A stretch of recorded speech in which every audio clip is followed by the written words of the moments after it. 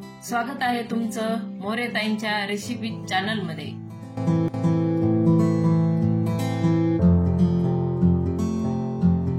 चला तर मग व्हिडिओमध्ये पुढे जाण्याआधी बेल आयकॉन दाबून चॅनलला सबस्क्राइब करा आणि सुरू करा मोरेताईंसोबत आजची ही चवदार रेसिपी बनवायला। नमस्कार मंडळी, आज आपण आंबट चुक्याची हाटून भाजी करणार आहे। त्याच्यासाठी मी ही चुक्याची भाजी घेतलेली, निवडून घेतलेली।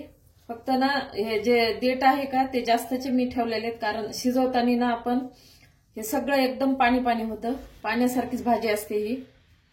तर आपण आता हिला आधी स्वच्छ धुवून घेऊ, नंतर कापू। मी अशी देठ अजिबात टाकून दिलेले नाही, सगळे बारीक कापून शिजवणार आहे। तर ते अजिबात तसे राहत नाही, एकदम गाळ होती ही भाजी, पानासारखी देठ पण शिजते, त्याच्यामुळे मी देठ टाकले नाही। आता चांगली धुवून घेते आणि कापून पण घेते।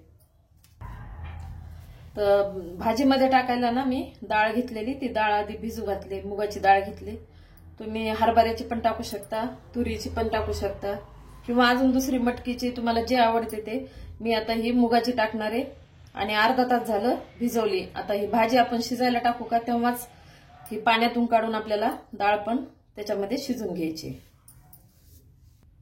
आता आपण हिरवी मिरचीचं वाटण भाजीमध्ये टाकणार आहे। हिरवी मिरची घेतली, लसण घेतलाय, बेसन पीठ, हरभऱ्याच्या डाळीचं, शेंगदाणे घेतले, जिरे, मोहरी, हळद आणि चवीनुसार मीठ घेतलेले।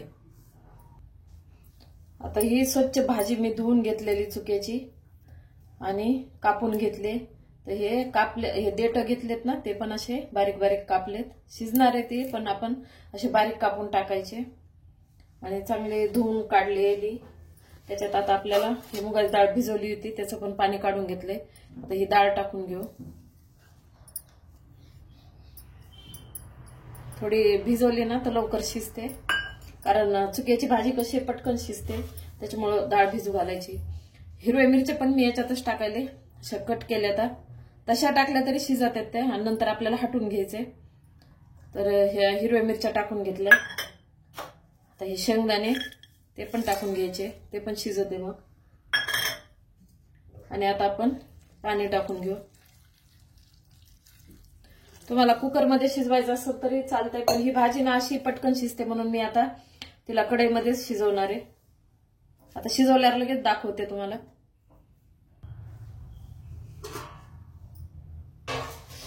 ही अशी भाजी शिजवून घेतली मी, काही वेळ नाही लागत, लगेच शिजते। आणि मिरच्या पण टाकल्या होत्या का त्या पण शिजल्यात, भाजीच्या निबर काड्या होत्या त्या पण शिजल्यात, एकदम मस्त झाली। शेंगदाणे आणि मुगाची डाळ भिजवल्यामुळे अजूनच चांगली शिजली। आता आपण याच्यातच हटून घेणार आहे। आता ही भाजी ना एकदम गावाकडे करते का आमच्या, तसं मी करायले, म्हणजे मिरच्या वाटण न करता मिरच्या याच्यातच खुडून टाकीत आणि मग असं हटून घ्यायचं। जास्त जर पाणी असलं ना तर मग काढून घ्यायचं आणि हटून घ्यायचं, परत ते पाणी याच्यातच टाकायचं। आता याच्यात पाणी जास्त नाही म्हणून मी असंच हटून गेले। आणि बेसन पीठ टाकणार आहे, बेसन पिठाने एकदम मिळून पण येते आणि आंबटपणा कमी होतं।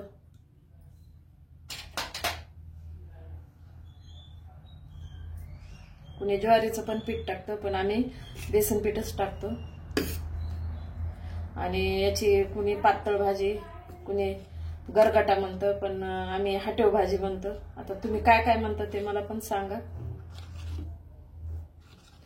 शेपू, चुक्या, याच्यात शेपू पण टाकला तरी चालतं, पण चुक्याची एकदम भारी लागते नुसतं चुक्याची।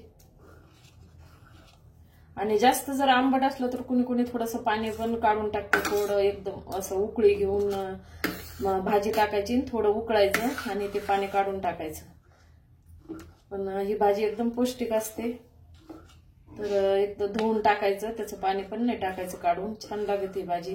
वाटलंच तर थोडासा आपण आता याला हटवून वरती गॅसवर मांडणार आहे ना, तर थोडासा गुळाचा खडा टाकायचा, आंबट गोड छान भाजी लागते। आता आपली चांगली हटून झाली आहे, मिरच्या एकदम बारीक झाल्या त्याच्यामध्ये।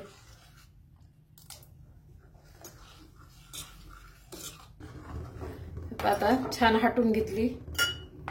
एक वाटी बेसन घेतलं होतं ना, थोडं कमी होतं एक वाटीला, तर आता मी तितकं पण टाकून दिलंय।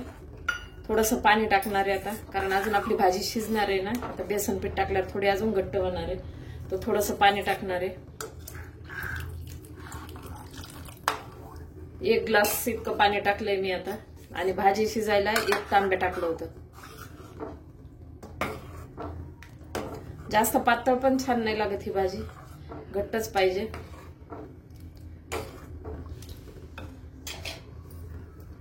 आता याच्यातच मी हळद पण टाकणार आहे. थोडासा आपला कलर यायला, ते बेसन पिठाने थोडं पांढरी येते ना, तर थोडासा कलर येण्यासाठी हळद टाकली. थोडंसं कालून घ्यायचं हळदीला. चवीनुसार मीठ टाकणार आहे.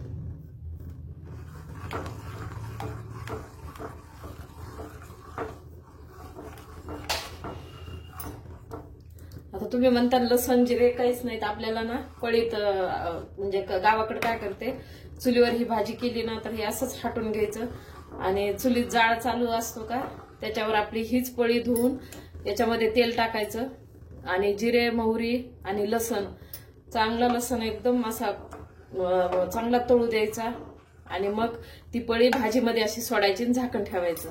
तर मग आता आपल्याकडं आपण गॅसवरच करायलो, तर मी पण जे आपल्याकडं तडका आहे का त्याच्यामध्ये फोडणी देणार आहे, म्हणजे थोडीशी चव आपल्याला गावाकडची लागेल. हे आपण काय करतो कढईमध्ये फोडणी देतो, पण ह्या फोडणीनं ना भाजी एकदम छान लागते. आता आपले हटून झाले, मीठ टाकले, हळद टाकली, आपण पाणी पण टाकले. आता मी बाजूला ना फोडणीची तयारी करते बाजूच्या गॅसवर. आता याला कमी गॅसवर थोडं शिजू देणार आहे, थोडा वेळ झाकून ठेवू आपण. तेल गरम केले, आता आपण जिरे मोहरी टाकू आणि लसण भरपूर टाकला. लसणाने छान लागते भाजी. आता याला अजून गॅसवर मांडते, चांगली एकदम लसण आपलं चांगलं परतलं पाहिजे. पहा छान आता फोडणीचं आपली तयार आहे. आता आपण भाजीला फोडणी देऊ.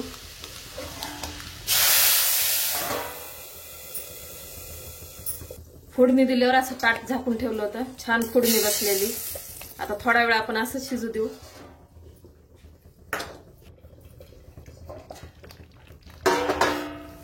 छान फोडणी बसलेली. आता थोडासा गूळ टाकू आणि अजून थोडा वेळ शिजू देऊ.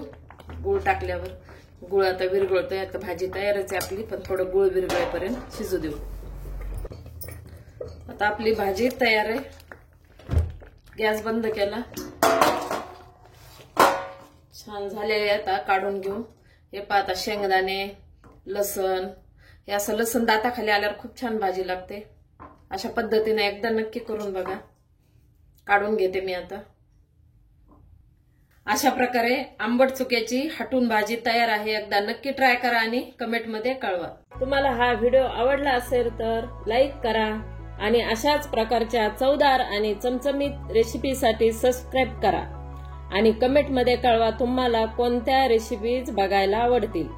पुन्हा भेटूया एका नवीन रेसिपीसह एका नवीन व्हिडिओमध्ये. धन्यवाद.